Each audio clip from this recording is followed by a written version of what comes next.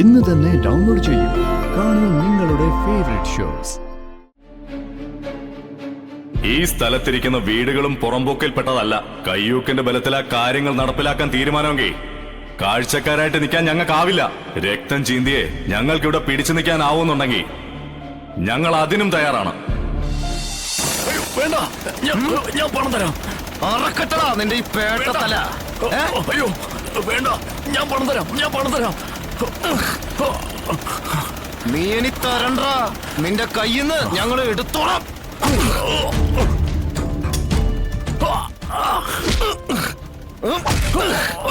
ഇങ്ങോട്ട്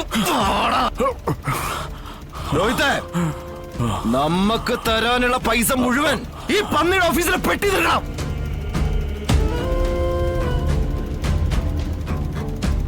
ഇനി എന്തായാലും തനിക്ക് ഞങ്ങൾ പണം തരുന്നില്ല.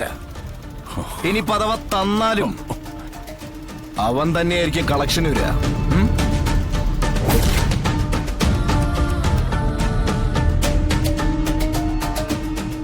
നിനക്ക് ചൊണയുണ്ടെങ്കിൽ നീയൊന്ന് അവനെ തൊട്ട് നോക്കടാ.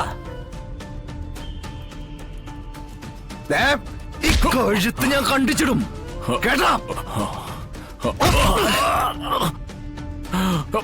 എന്നെ ഇനി ഒന്നും ചെയ്യല്ലേ. നിന്നെ നീ എന്റെ രോഗത്തിനെ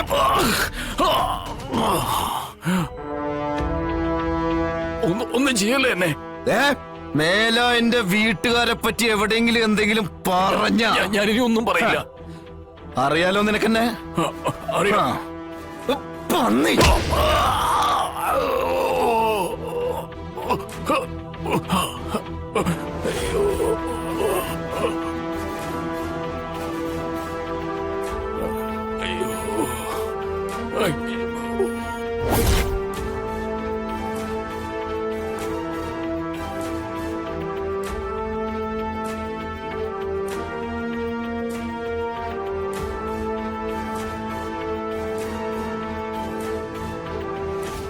നമുക്ക് വേണ്ട പൈസ കിട്ടിയില്ലേ? കിട്ടി. എന്നാ കേറ്.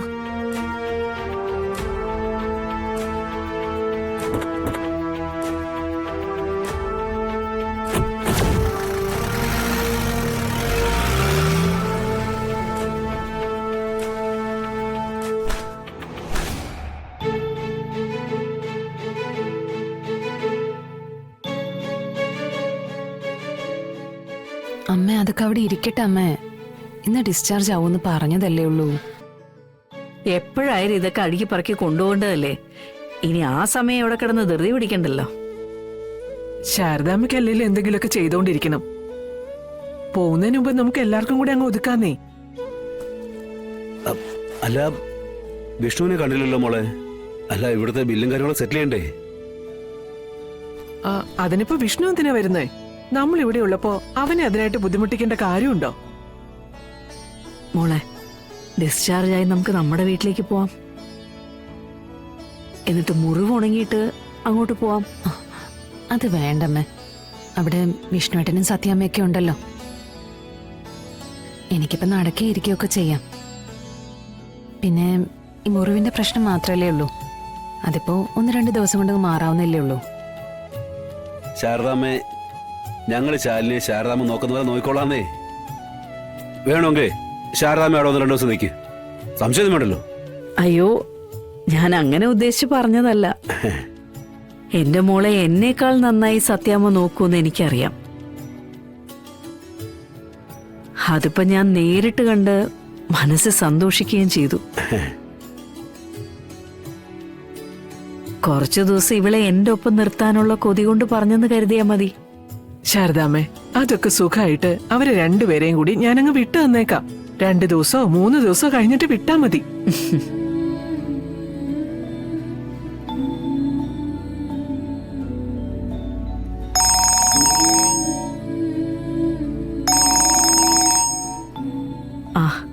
ആ മോളെ, അമ്മ ഇറങ്ങാറായില്ലേ?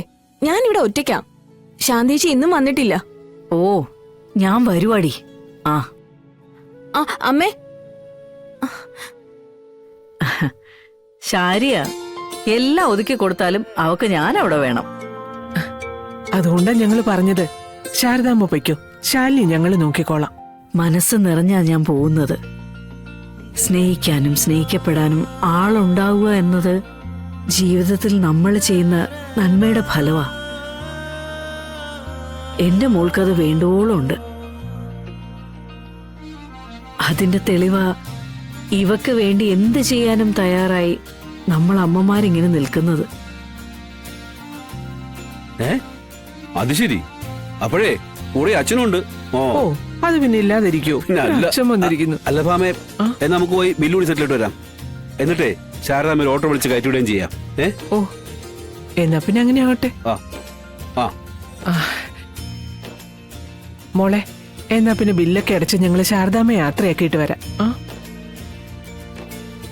മോളെ, ഞാൻ ഇറങ്ങട്ടെ.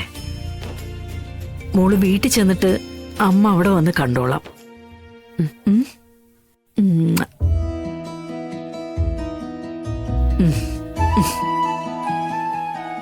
ഞങ്ങളെന്നാ വേഗം വരാം കേട്ടോ.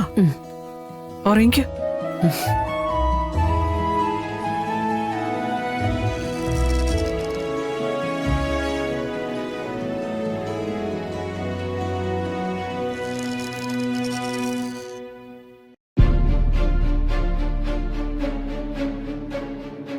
ഈ സ്ഥലത്തിരിക്കുന്ന വീടുകളും പുറമ്പോക്കിൽപ്പെട്ടതല്ല.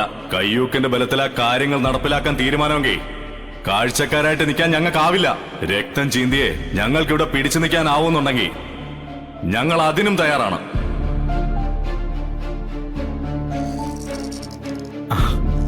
ചേച്ചി, ഇപ്പൊ എങ്ങനെയുണ്ട് ചേച്ചി? ആ ബെറ്ററായി വരുന്നു. ഇങ്ങനെയൊക്കെ ഇരിക്കുമ്പോ ചെറിയൊരു വലിച്ചിലുണ്ട്, ഒരു ചെറിയ വേദന.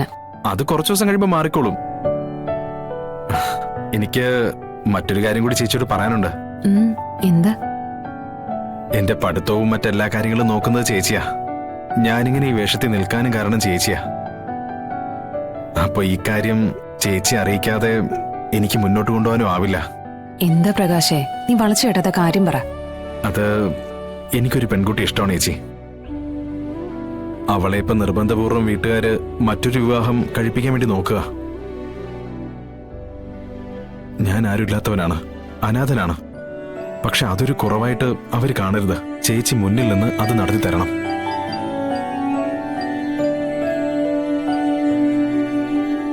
ദാ, ഇതാണ് കുട്ടി.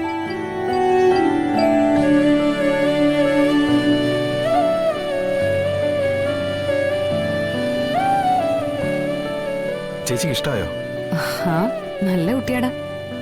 ഇവരുടെ ഫാമിലിയോട് ഞാൻ സംസാരിക്കാം. എന്റെ അനുജന് വേണ്ടി ഞാൻ പെണ്ണ് ചോദിക്കാം. താങ്ക് യു ചേച്ചി. എന്തായാലും ഈ ഹോസ്പിറ്റലിൽ നിന്ന് ഇറങ്ങണം, എന്നിട്ട് തീരുമാനിക്കാം. ശരി ചേച്ചി.